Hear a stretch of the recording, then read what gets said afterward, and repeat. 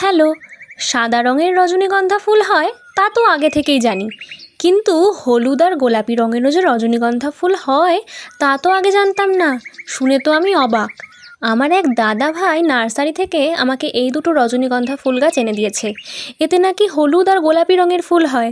কবে যে গাছে সেই ফুল দেখতে পাবো আর তোমাদের সঙ্গে শেয়ার করতে পারবো, এখন শুধু তারই অপেক্ষা। এই গাছ যেহেতু আমি প্রথম বসাচ্ছি, তাই বাল্বগুলোকে একসঙ্গে বসাবো না আলাদা আলাদাভাবে বসাবো তা আমি জানতাম না, তাই আমি বাল্বগুলোকে একসঙ্গেই বসালাম। এখানে মাটির সঙ্গে আমি গোবর সার আর নিমখোল মিশিয়ে নিয়েছিলাম, আর গাছ বসানোর পর গাছের মাথাটা আমি একটু প্রুন করে দিয়েছিলাম। রজনীগন্ধা গাছ কিন্তু জল খুব ভালোবাসে, তাই টবের মাটিকে সবসময় ভেজাই রাখতে হবে।